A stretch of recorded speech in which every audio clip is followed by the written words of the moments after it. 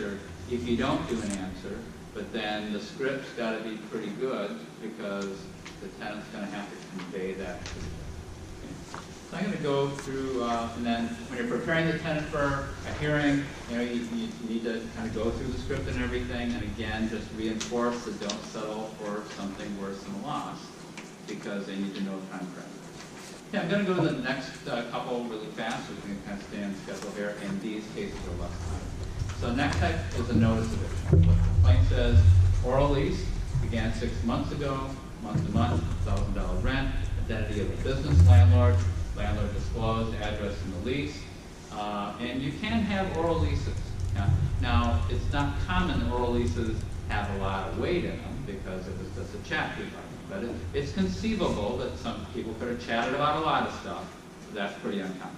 But anyway, the landlord's saying I disclosed this in the lease, and the grounds are notice to move at the end of the month. A couple of months ago, it was dated on the 1st of that month. The notice is attached. Landlord wants possession of the property back. I'm going to kind of skip through these slides a little bit faster. So I always ask about service. And it says, personal service 8 days ago, before the court hearing, on a babysitter for my kids by the caretaker. Okay? And we didn't really talk a little bit about that, so we'll get to that in a moment. So I checked the affidavits of service, and I'm able to confirm that that's the case. Tenant says she did not know the address, the business address of the landlord, and did know of the landlord's business, but also did not know of contact information of the landlord. You might be thinking, well, tenants always got to know where to get a hold of the landlord. Well, something in the slumlord community is kind of like an MO, is to have an oral lease and give a cell phone because they don't want to get sued. And so it's actually not uncommon for tenants to not have an address, or they have like a PO box or something like that. So some questions I asked in a notice case, I want to know when was it, you know, if you don't have, if maybe I've got the notice in front of me, but I want to know, when did you actually get this? Okay, sure it's got a date of this date, but when did you get it? Okay, and whenever it's a notice case, I want to inquire a little bit. I don't say, was the landlord retaliating against you, because I don't really want to feed that to the tenant, but I'll say, been having any problems with your places? Been complaining to the landlord, complaining to inspections or police about anything? You know, and if any of that stuff has been happening and it was in good faith in the 90-day window before the landlord gave the notice to move out, it's a presumption of retaliation, and it's really hard to disprove. That is a really good defense. If you have a presumption of retaliation in a notice case, that is a hard one to beat. It's beatable on occasion, but been doing this a long time, and the beats on this have been minimal. Okay. Then I also want to find out, this notice was a couple of months ago. Have you been paying rent since then? If she says yes. Okay. So some of the things I'm seeing here is I'm seeing problems with service, because I said earlier that the plaintiff can't serve it, but our court decision is saying that the caretaker for the plaintiff can't do it as well. It has to be someone wholly disinterested from the litigation. Okay? So we got two service problems. We got the server himself, and then also the court papers were given to the babysitter. Unless the babysitter is of suitable age and resides on the property, and most babysitters don't reside in the unit, then that's going to be the wrong person to deliver, wrong person to receive. That's bad service. That's a good case for dismissal. Okay?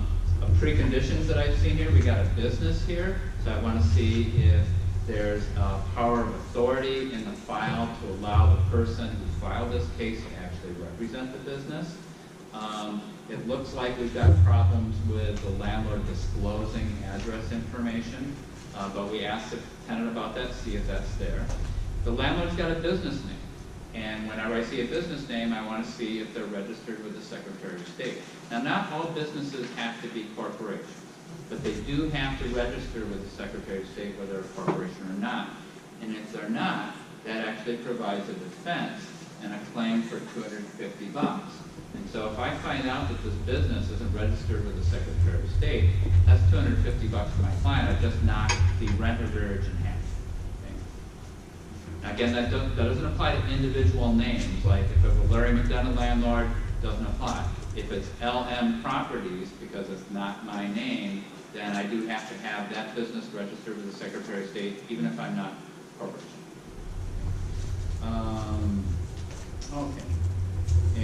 One error on this slide right here is because it's an oral lease. Unlikely there's anything about attorneys. So that shouldn't have been on this slide. So now I'm just going to go to breach of lease case. We'll just go through this really fast. So we've got a breach of lease case. We've got a lease, written lease, identity of an individual landlord. Landlord disclosed that as a lease. Grounds that the tenant violated the lease. Doesn't really say anything more than that. And then landlord requests possession of the property. And tenant disagrees. Here's the service 8 days before. Professional process service was good. Tenant denies that he's violated the lease. So I want to find out what's going on. And so we got to ask what's going on. So he says, well, I have an old personal care attendant for me. I'm disabled.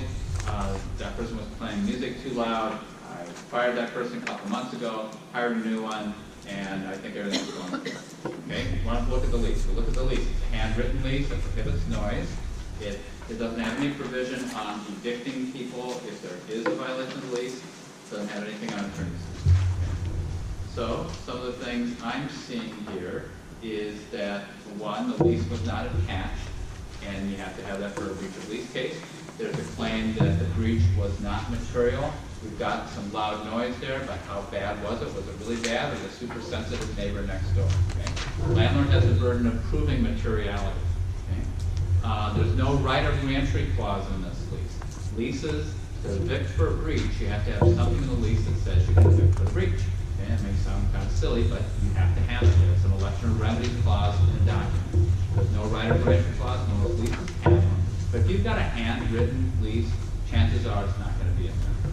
We also have potential waiver issues here because this incident happened a couple months ago. Landlord's been collecting some rent.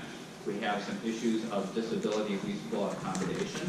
What reasonable accommodation means, you can get highly technical about, but what it really means is that people with disabilities cut them a little bit of slack to help them live independently.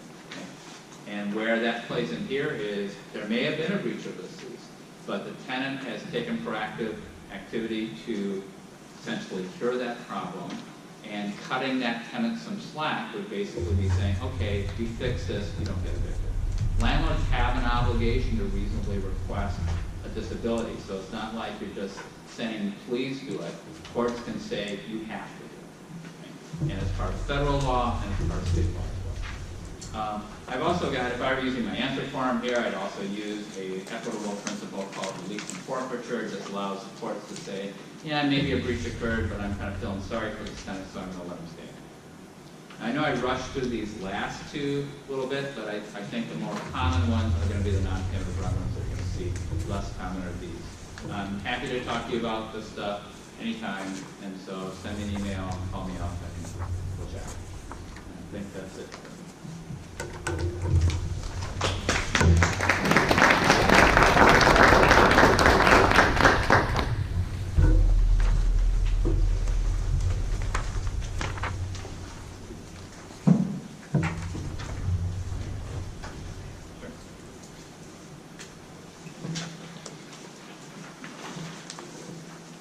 Okay, deep breath. There's a lot of information for you.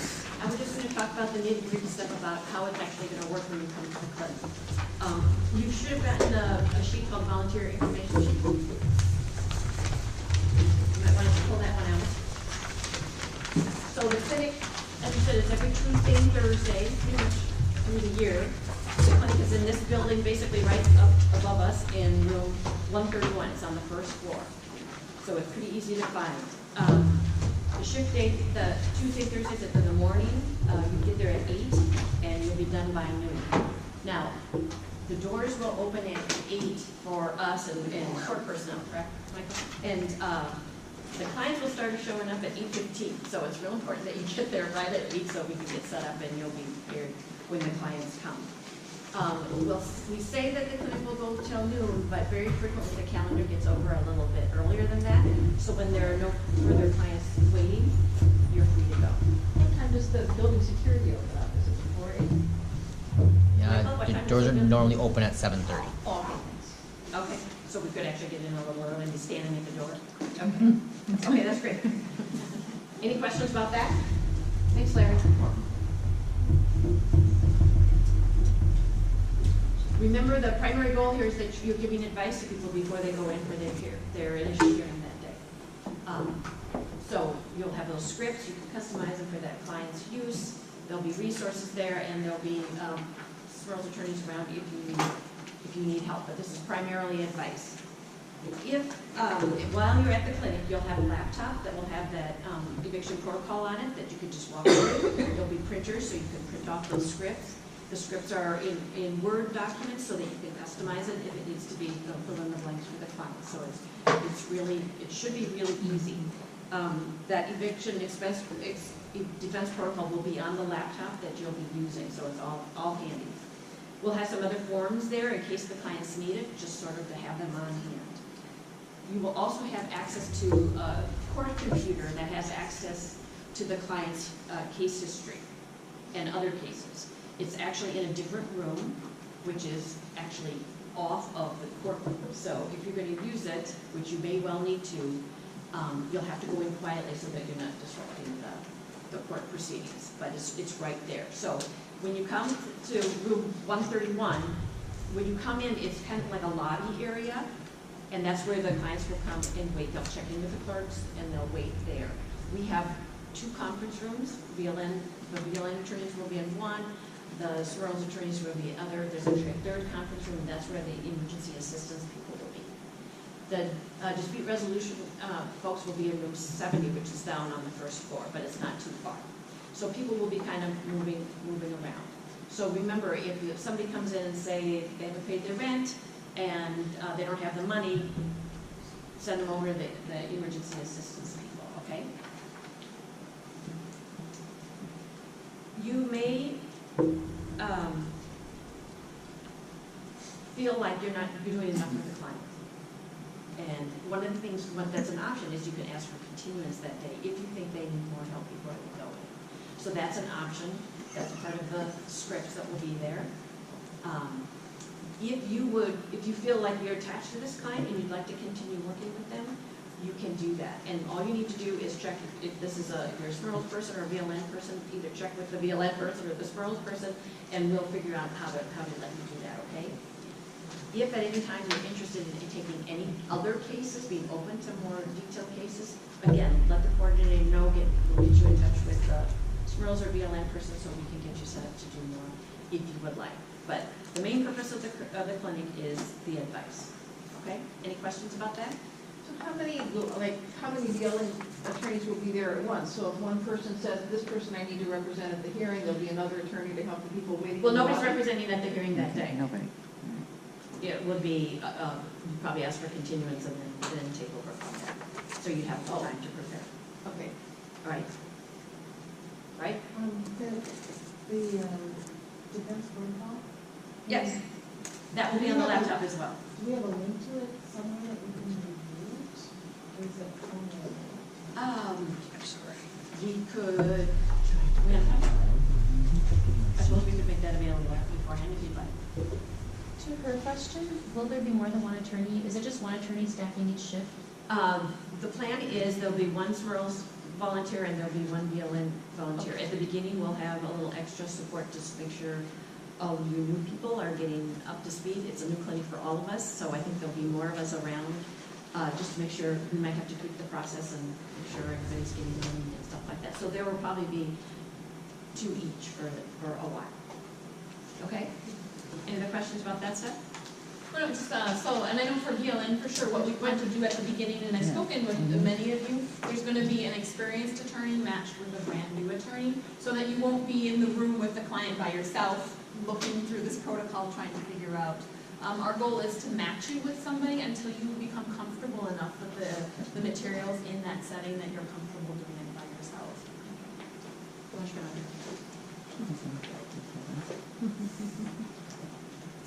And have you completed what you wanted? Yes. Okay.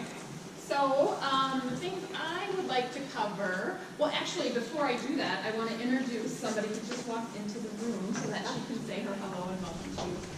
We're very pleased that referee Elizabeth Clydesdale could stop by. And she's just going to give a brief welcome to the group. And if you step into the courthouse while you're at that clinic or get the opportunity, she's one of the people that you will see behind the bench. So thank Thank you so much, and on behalf of Chief Judge John Guffman, we're super excited about this project. It's been a long time in coming. I know BLN and SMRLS have put in a lot of hours volunteering at meetings and then coordinating this event, and your work is already much appreciated and much needed on this calendar for both sides. People really need some advice, even just how to go into court and say what they feel they need to say. So thank you very much, and I look forward to seeing you, well, not in the courtroom, but volunteering in the back. Thank you. Anything else? Any questions before I go? All right. Thank you. Thank you. You're coming back. So a couple of things that I'd like to talk about is the clinic data sheet. And there's just a little bit of administration that we need to do for each client that comes through. And you should pick up an example, and instead of giving you a blank example, I wanted to give you an example that was already all filled out so you could see something, what we'd like to see anyways. So the front side of the clinic data sheet is going to be filled out by the client before they come and see you. And this contains mainly the demographic information about the client. I would encourage you just to, before you sit down with the client, at least take a quick look at this. I'm hopeful that it'll be all filled out before that person comes in, but if you see something that's not filled out, please do ask the client about that.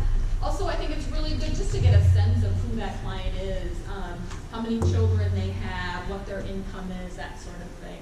Also, there is one spot here on the right-hand side where they ask about if there are repairs needed to the apartment. And that you can decide what you want to do with when you're meeting with the client, but at least it's starting to get the client thinking about habitability issues that may or may not come into play.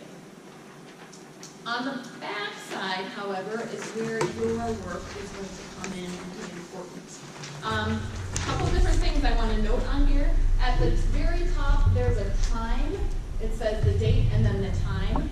You want to take a quick look at your watch when the client comes in and write down what time you started meeting with the client.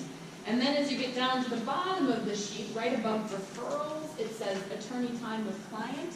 And when the client walks out the door, you can take a second look at your watch and see how long it is that you spent with your client. Sometimes 10 minutes, 40 minutes feels like 10 minutes. So I think